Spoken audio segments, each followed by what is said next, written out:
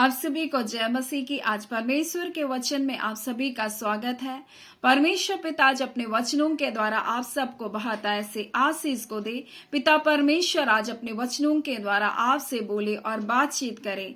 आज हम लोग परमेश्वर के वचन से वचन की कीमत के बारे में सीखेंगे। और परमेश्वर का वचन तो इस प्रकार से कहता है कि सब कुछ और जो कुछ भी उत्पन्न हुआ, कोई भी वस्तु उसके बिना उत्पन्न नहीं हुई, यानी वचन के द्वारा, परमेश्वर के वचन के द्वारा सब कुछ सृजा गया। इसलिए परमेश्वर का वचन कहता है उसने अपने नाम से भी बढ़कर अपने वचन को क्या क्या महत्व को दिया। और परमेश्वर का वचन तो एक एक वचन हमारे जीवन के लिए आशीष का कारण है, लाभदायक है, हमारे जीवन में छुटकारे को लेकर आता है। लेकिन परमेश्वर पिता अपने वचन के को नहीं, परंतु हमारे मुख से निकलने वाले हर एक वचन की कीमत को बताना चाहता है।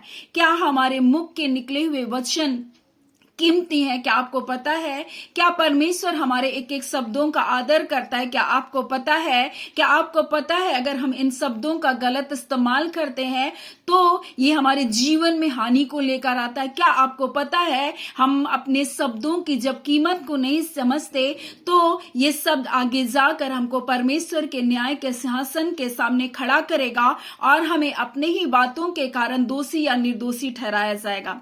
आज हम परमेश्वर के वचन से सीखेंगे हमारी बातें कितनी कीमती, हमारे वचन कितनी कीमती है। इसलिए परमेश्वर का वचन मत्ती में इस प्रकार से लिखा है कि जो हमको मिलता है उसके 5वें अध्याय उसके 37 में, परंतु तुम्हारी बात हाँ की हाँ या नहीं की नहीं है, क्योंकि जो कुछ इससे अधिक होता है वह बुराई से होता है। और परमेश्वर पिता अपने वचनों के द्वारा हमें बताना चाहता है कि जो कुछ हमारे मुख से निकलता है वो हाँ की हाँ या नहीं की नहीं होनी चाहिए। अगर इससे कुछ अधिक हो रहा है तो बुराई ही से के कारण ये हो रहा है। और अगर मनुष्य अपने शब्दों की कीमत को नहीं जानता तो आने वाले समय में उनको इन कार्य का भुगतान भी क्या करना पड़ता है? अपने जीवन में हानियों को देखना पड़ता है। और ऐसी ही हम एक घटना को हम लोग देखेंगे जो हमको मिलता है 2 सामुएल उसका 21 अध्याय में। यहाँ इस प्रकार से लिखा हुआ है, दाऊद के दिनों में लगातार 3 वर्ष तक अकाल पड़ा तो दाऊद ने यहोवा से प्रार्थना की। यानी कि जब 3 वर्ष तक अकाल पड़ा, सूखे की स्थिति पड़ गई, तब दाऊद सोच रहा ये क्यों कारण हो रहा है। और कई बार हमें और आपको ये पता नहीं होता हमारे जीवन में बीमारियां, दुख, क्लेश, संकट, हमारे जीवन में नुकसान क्यों हो रहा है। कई बार इन नुकसान को लाने वाला कोई और नहीं परंतु आपके मुंह के शब्द हैं। और आज इसी बात को हम परमेश्वर के वचन से हम लोग सीखेंगे। इसलिए परमेश्वर का वचन हमसे कहता है तुम्हारी बात हाँ की हाँ और ना की ना हो। आज कई बार कुछ लोग बेरोजगारी की अवस्था से होकर गुजर रहे हैं और वो ऐसी स्थिति से क्यों गुजर रहे हैं, कभी अपने शब्दों के बारे में आप सोचें। कुछ लोग बीमारियों के बिछौने में पड़े हैं, वो अपने शब्दों के बारे में सोचें, कहीं उन्होंने किसी के साथ झूठी शपथ तो नहीं खाई, कहीं किसी के साथ ऐसा प्रतिज्ञा तो नहीं किया था जिसको उसने बाद में जाकर मुकर गया, कहीं किसी के साथ ऐसी वाचा को तो नहीं बांधा था जिसको उसने तोड़ दिया, जिसके कारण ये हानि, ये जोखिम उनके जीवन में आ रही है। और ऐसी इस घटना के बारे में बताया जा रहा है कि गिबोनियों ने जब सुना कि यहोशू की पुस्तक उसका 9वां अध्याय में हम लोग जब पढ़ते हैं तो हम लोग सुनते हैं कि किस प्रकार से जब गिबोनियों ने जाना कि यहोशू और इजरायली सेना किस प्रकार से वहां ए नाम शहर को, और वहां पर हम लोग देखते यरीहो को वो लोग जीत कर आए। वो लोग ने देखा कि इस प्रकार से बड़े बड़े राजाओं को इन्होंने परास्त कर दिया। और जब इस बात को गिबोनियों ने सुना तब उन्होंने एक बड़ी बुद्धिमानी के साथ कार्य किया और उन्होंने छल के साथ आकर के इजरायलियों के साथ एक वाचा को बांधा। और उसने कहा हम तुम्हारे बीच में नहीं रहते हैं, हम बहुत दूर से आए हैं। और ऐसा करके उन्होंने एक दूसरे के साथ वाचा को बंधवाया और वहां पुरनिये लोग परमेश्वर से बिना सलाह लिए गिबोनियों के साथ वाचा को बांधे। परंतु जब हम 2 सामुएल 21वें अध्याय में जब हम लोग पढ़ते हैं तो यहाँ इस प्रकार से देखते हैं कि यहाँ पर एक तकलीफ का समय आ गया, एक अकाल का समय आ गया। और ऐसे अकाल के समय में हम लोग देखते हैं दाऊद प्रार्थना कर रहा है परमेश्वर से, परमेश्वर ये अकाल क्यों है। तब परमेश्वर बोलता है, जिन गिबोनियों के साथ यहोशू और इजरायलियों ने क्या किया था, वाचा को बांधा था, शपथ को खाया था, हम तुम्हारी हानि को नहीं करेंगे। परंतु साउल ने क्या किया, जब उसको बहुत जलन उत्पन्न हुआ इजरायली और यहूदियों के लिए, अपने लोगों के लिए जलन हुआ, तो उसने क्या किया, गिबोनियों को मारने का यत्न किया।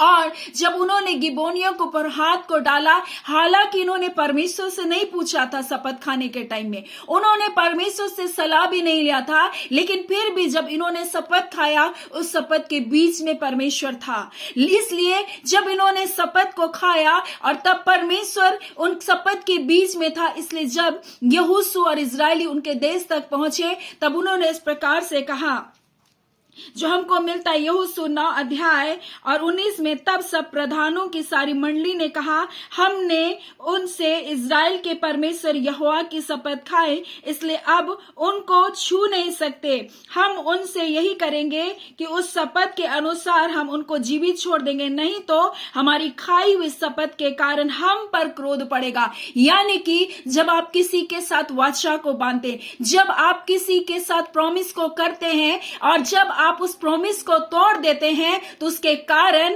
आपके जीवन में नुकसान आता है, उसके जीवन में तकलीफें आती है, उसके कारण आपके जीवन में कमी और घटी आती है, उसके कारण कई बार आपके जीवन में बीमारियां आती है। और इसलिए आज परमेश्वर कहता है, क्यों, इसलिए वाचा को मत बांधना, किसी के साथ शपथ मत खाना।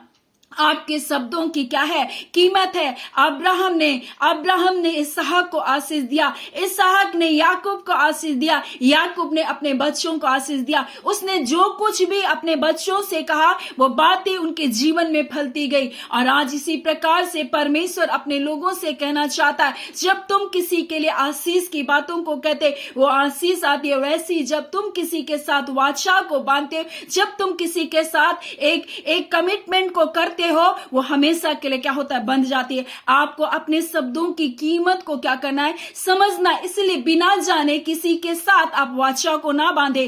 कई बार आप ऐसे वाचा को बांधते, परंतु उसके तोड़ने के कारण आपके जीवन में नुकसान आता है।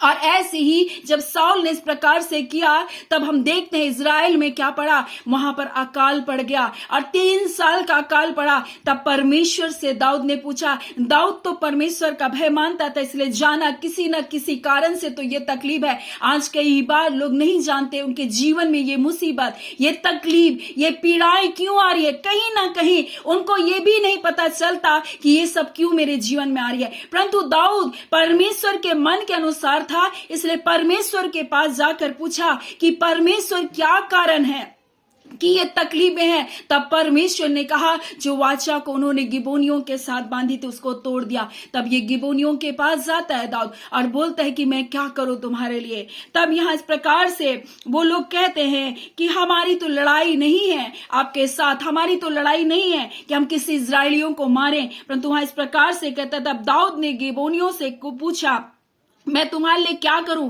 और क्या करके ऐसा प्रायश्चित करूं कि तुम यहोवा के निज भाग को आशीर्वाद दे सको।